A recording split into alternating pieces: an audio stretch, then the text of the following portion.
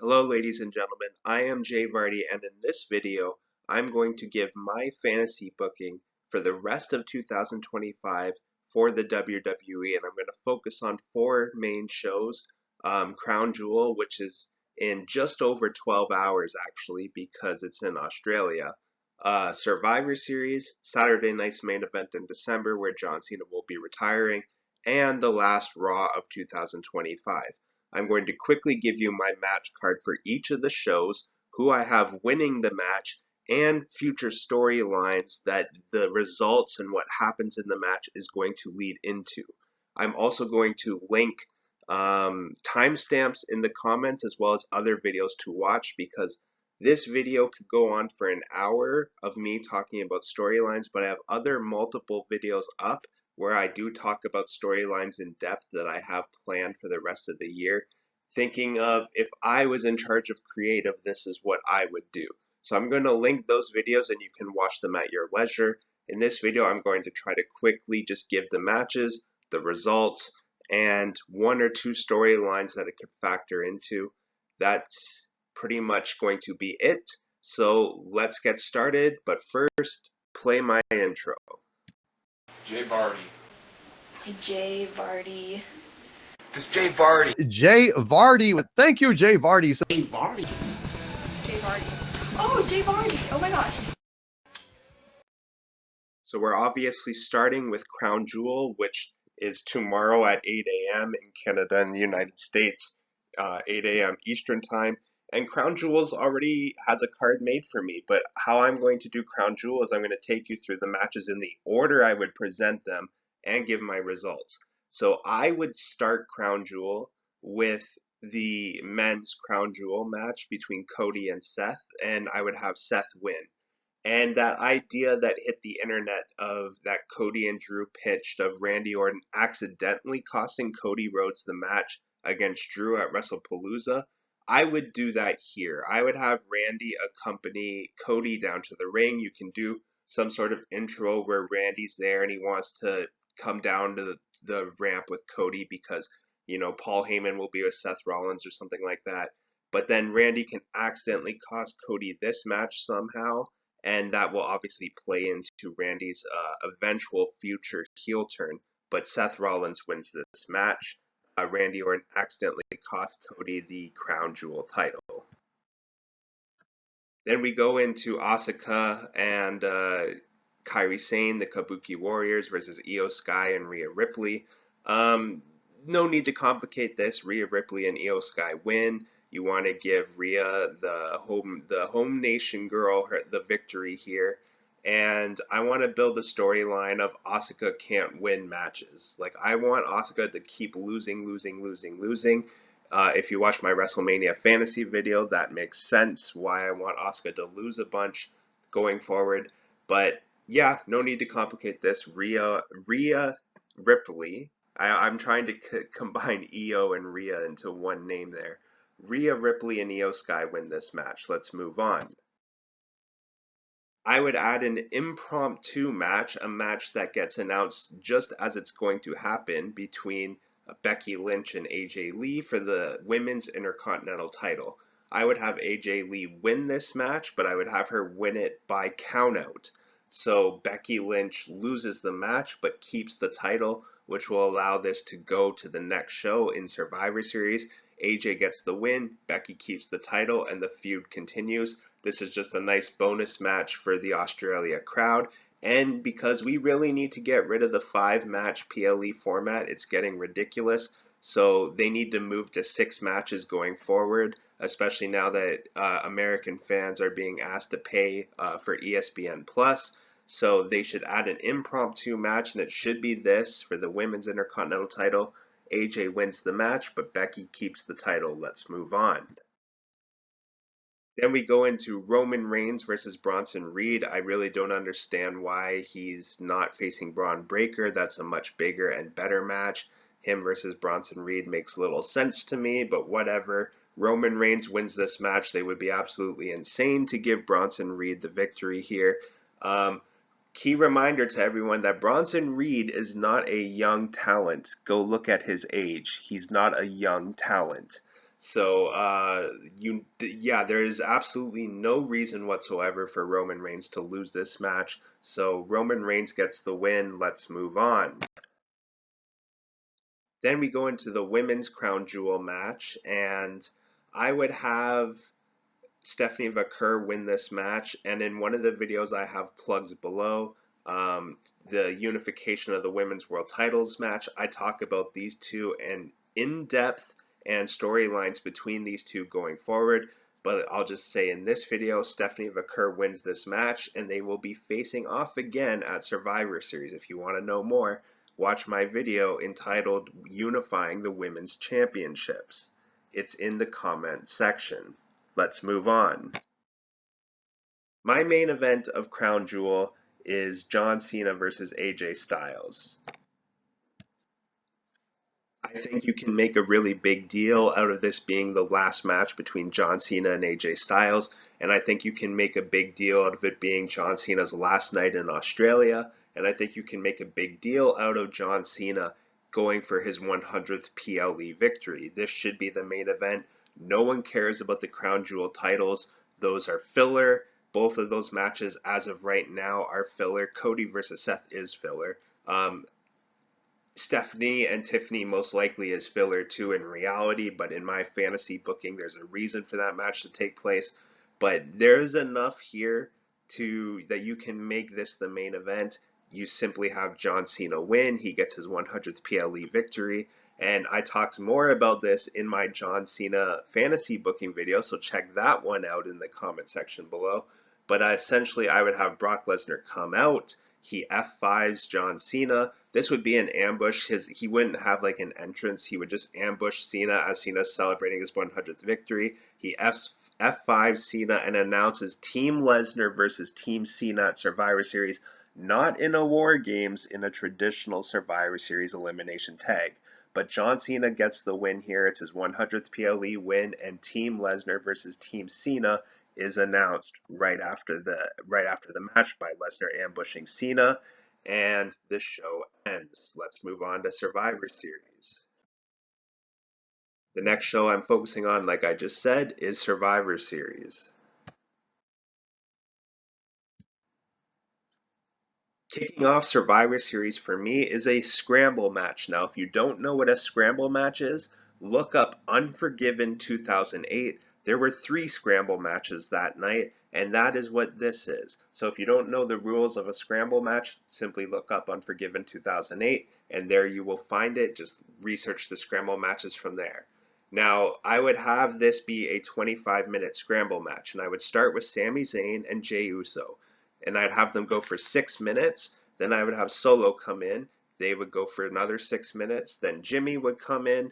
They go for another 6 minutes. And then Roman comes in.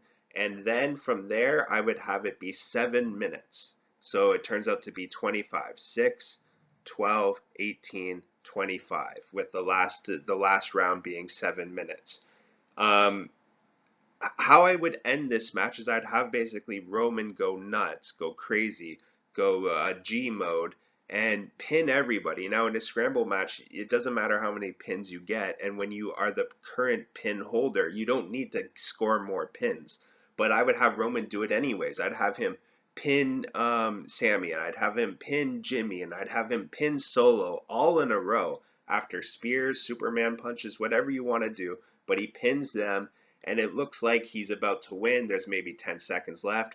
And then maybe Jey attacks him from behind, throws him out of the ring, and then Jey pins either Solo or Jimmy or Sami, one of the 3 who are already knocked down from Roman. And then Jey, he scores the pin. There's maybe like 3 seconds left at this point, and Jey wins the match, and he becomes the #1 contender for the WWE title. Let's move on. Jey Uso wins the Bloodline Scramble match to become the #1 contender for the WWE title. We would do tables, ladders, and chairs at Survivor Series. Why do I have a scramble match and a TLC match at Survivor Series? Because Survivor Series is always about multi-man and multi-woman matches, and I don't want War Games. I'm sick of War Games. I don't need a 4th year of War Games. So that's why I have a scramble match. I'm going to have a TLC match, and you're going to see that I have a traditional Survivor Series tag team match. No more War Games. We don't need 4 years in a row of War Games. War Games matches are boring. But here we have tables, ladders, and chairs for the women's tag team titles. Alexa and Charlotte versus Roxanne and Raquel versus the Kabuki Warriors versus Iyo and Rhea. And again, I would have Raquel and Roxanne win this match to become tag team champions again. I want Charlotte to go back into being a singles competitor so she can put over younger women. I want Alexa Bliss to go join the Wyatt Six. I want Roxanne and Raquel to hold the tag team titles into WrestleMania. I want Asuka to keep losing, and I want Kairi to start looking at Asuka as a weak link. And I want the whole Rhea and Iyo thing to come to an end. So that being said, I want Roxanne and Raquel to win this match. But I think a TLC match at Survivor Series for the women's tag team titles with these four teams would be really, really awesome. It would be an incredible match. Roxanne and Raquel, with Roxanne being the one to climb up the ladder and win the titles. That would be her biggest victory as a WWE superstar yet. Let's make it happen. Let's move on. We have the Intercontinental title on the line again as Becky Lynch versus AJ Lee. This time it's not impromptu. This time it's planned, it's advertised. There should be 6 matches going forward, like I said. So I have 6 matches for my Survivor Series.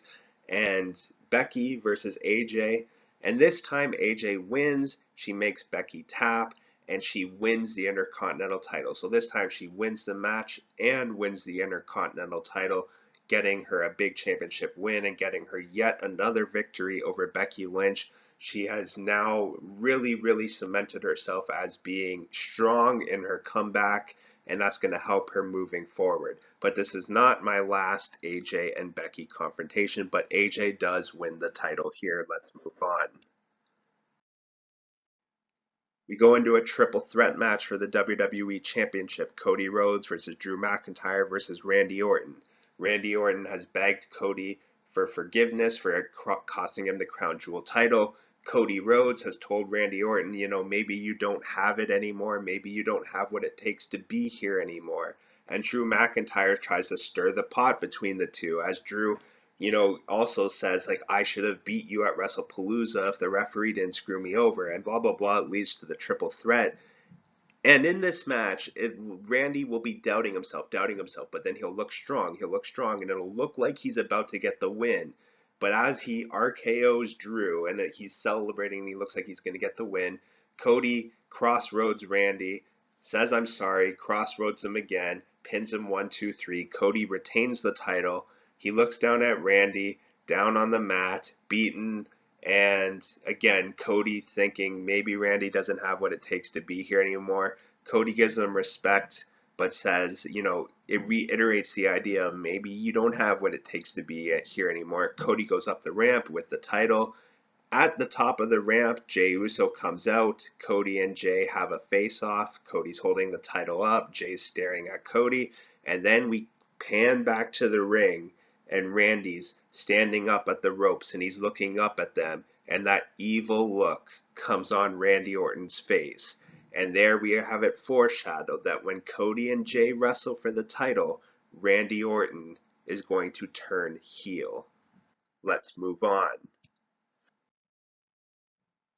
I talked about this match in my John Cena video, so let's just quickly say it's Team Lesnar with Logan Paul and The Vision versus Team Cena with Punk, Sheamus, Miz, and R-Truth. I went through the booking of this match in the John Cena video. I'll say this. Cena makes Lesnar tap to overcome the Beast, but Braun Breaker spears John Cena to win the match. Cena conquers the Beast and makes Lesnar tap, but Braun Breaker officially wins the match and is the last man ever to pin John Cena at a PLE, which gives Braun Breaker the rub, but also allows Cena to conquer the Beast and Lesnar. And we can also further the storyline between Punk and Logan and also set up a storyline, continue the storyline between Punk and Seth while setting up a storyline between Punk and Logan in this match as well. Let's move on. Braun Breaker gets the win, but John Cena conquers the Beast. So it's kind of like a 50-50 thing, but Breaker gets the win in the end. Let's move on. I talked about this in my Unifying the Women's World Titles video. So go watch that video if you want to hear me discuss this in depth. But it's a rematch from Crown Jewel. Stephanie McCurr defeats Tiffany Stratton at Crown Jewel to become the Crown Jewel champion. Tiffany Stratton then challenges her to a rematch at Survivor Series where both women will put their titles on the line to form the undisputed Women's World Champion. And we unify the two women's world titles. There are too many titles in the WWE. They need to start unifying some of them, and they can start with this. You have a perfect lead up. Stephanie beats Tiffany at Crown Jewel. Tiffany then challenges Stephanie to a rematch where they both put their titles on the line. There you go. There's your Survivor Series main event. It's a big time main event to unify two world titles. And Tiffany Stratton gets the win here and becomes the new undisputed women's world champion.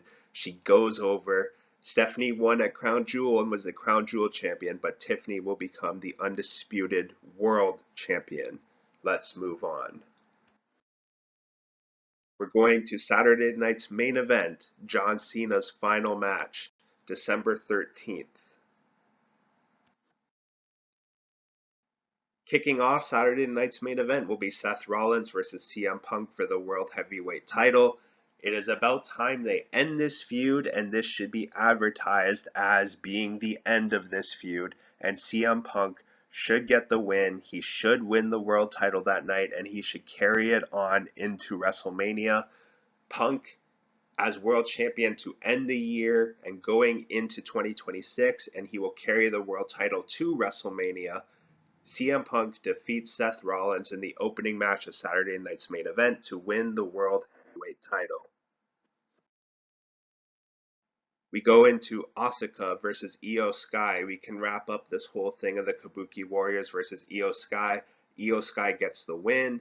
Asuka keeps losing. Kairi is in Asuka's corner. She sees Asuka lose this big match, and Kairi has that doubt of Asuka is the weak link here. She keeps on losing, and because she keeps losing, I keep losing. Keep that in mind heading into WrestleMania. But for this night, Iyo Sky goes over Asuka, and Iyo Sky can move on to other things after this night. And we have the final confrontation between AJ Lee and Becky Lynch for the Women's Intercontinental title. And AJ has beaten Becky 3 times at this point. She beat her at WrestlePalooza in the tag team match. She beat her by countout at Crown Jewel. And she's beaten her at Survivor Series to officially win the Intercontinental title. At this point, AJ owes Becky one. And I mean that in a real life sense, that Becky has done a lot for AJ in this comeback. But it's time for AJ to repay the favor. And why repay the favor so quickly? Well, because 1, I want this feud to come to an end at this point, and 2, I don't think AJ Lee should be the Intercontinental Champion heading into next year and into WrestleMania season. There are more interesting things I have planned for her. So on this night, AJ will give one back to Becky. Becky will get the win here and win the Intercontinental title. AJ Lee can have a moment of reflection. She can have her head held up high, and she can, tell the crowd she'll see them at the Royal Rumble, hinting that she'll be entering the Women's Royal Rumble. But on this night, Becky will get her Intercontinental title back. We go into The Miz versus Carmelo Hayes. This can come to an end at this night. Carmelo Hayes should probably get the victory here because, he's the younger talent. He's the one that most likely is going to be still wrestling 5 years from now, 10 years from now. The Miz has had a very, very long career, and he's put over a lot of people in the last several years, but this is an opportunity here for him to put over a young talent on a night that's going to have a lot of eyeballs because of what's coming next. I talked about this match a ton in my John Cena retirement video. So go check out my John Cena retirement video again in the comment section below. But of course, John Cena wins this match. If you're wondering what Edge is doing in the photo, I have it being Dominik Mysterio defending the Intercontinental title versus John Cena in John Cena's last match with Edge for one night only back in WWE as the special guest referee. Cena goes over Dom, he wins the Intercontinental title, becomes a Grand Slam champion, and he retires. He gives his retirement speech. A bunch of wrestlers come out to give him a hug, shake his hand, congratulate him. John Cena lays down the jorts and lays down the Intercontinental title in the middle of the ring, and he says goodbye to his wrestling career as an active member of the WWE wrestling roster. He'll still be in WWE, just not as an active wrestler. This is his last match, but he goes out by winning the Intercontinental title and becoming a Grand Slam champion with the help of one of his biggest, if not his biggest rival ever in Edge. So then we're going to go into the last Raw of the year, which takes place on December 29th, 2025. And because John Cena had won the Intercontinental title on December 13th, the Intercontinental title is now vacated. So no, I do not have Drew McIntyre versus Sheamus for the Intercontinental title. I do have an Intercontinental title Battle Royal to kick off the last Raw of the year. And I would say it comes down to the last two members being Sheamus and Dominik Mysterio, and Sheamus throws Dominik over the top rope, and it looks like he's won the Intercontinental title, but then one of the GMs comes out and says, Sheamus, I'm sorry, you did not win the Intercontinental title. There was a last-minute entry into this Battle Royal as a former Intercontinental champion.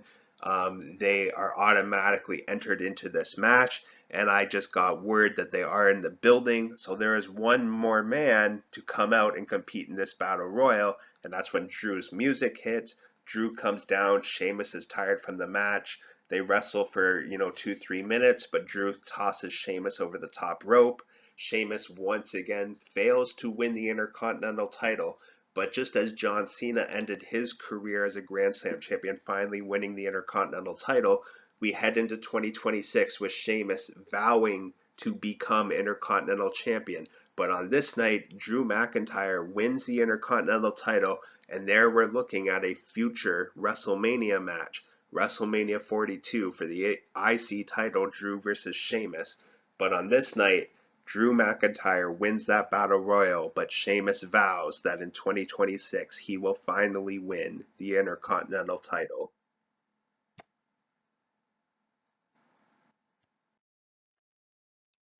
We had the men's Intercontinental title on the line, so let's have the women's Intercontinental title on the line. Becky Lynch, after she won her title back at Saturday night's main event, is defending against Iyo Sky, who defeated Asuka that night. This is a match between two Saturday night main event winners, a big time match, Becky versus Iyo. It would be an incredible match, and it would be a big time match. And I do think that Raw, which has had a really poor year in terms of quality, really kind of needs to go all out for the last show of the year. So I have big matches advertised for this, kind of like they did for the first Raw of Netflix. This last one of the year needs to go out on a bang. And after the men's Intercontinental title, we're going into the women's Intercontinental title with these two Saturday night main event winners, Becky versus Iyo. I'll give Becky the win here. She retains her title, but it will be a big match to be advertised, and it'll be a fun match when it happens. Becky versus Iyo for the IC title. Sami Zayn comes out to do an open challenge for the United States title, and we'll have it be Finn Balor that comes out and wrestles Sami Zayn at first. Sami Zayn wins the match over Finn Balor. He retains the title, but then Dominik Mysterio comes out and says if Sami is really man enough to do an open challenge, he'll do a second open challenge and face Dom right here, right now, and then Dom will get the win. I would say Dom was in the Intercontinental title Battle Royal earlier, but let's say he was like being, Snoopy through the match. Like, let's say he kind of, went outside the ring, because you have to be thrown over the top rope, right? You are allowed to go outside the ring in Battle Royals, and usually they'll do a spot where like heels will hang out outside until the end of the match. And maybe Dominik can be playing games like that. So he's not too tired out because he didn't really compete that hard in the Battle Royal, even though he did lose in the end. But Sami Zayn, who just had a big match with Finn Balor, now has to face Dominik Mysterio right after. Dominik Mysterio wins and becomes the United States champion. This gives Dominik Mysterio another title heading into the year of 2026. He can carry the US title from this point to WrestleMania.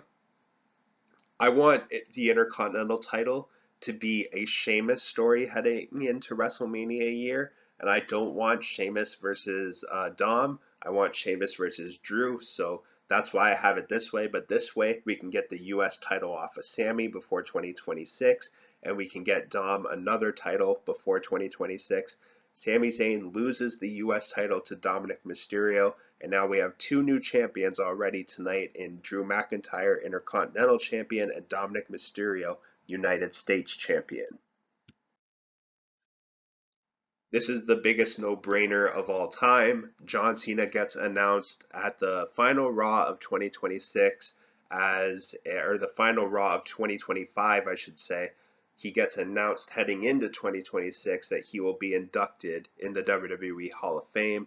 Absolute no-brainer here. It's going to happen, whether they choose to do it on the first Raw of 2026 or the last Raw of 2025. He will be announced as a Hall of Fame inductee. I would have it announced on this night, and if he's there, he can come out. If he's not, that's okay. They can just do a video package and they can make the announcement. Either one is fine. The undisputed Women's World Champion now, after she won the undisputed Women's World title at Survivor Series, defends the title against Rhea Ripley. And Tiffany wins this match after Alexa Bliss comes out. Or I don't know how I want to do this, but I know what I want to set up. Let's say that earlier in the night, Alexa Bliss and Rhea Ripley have a confrontation, and Alexa Bliss is, pitching an alliance to her, sort of say. She's like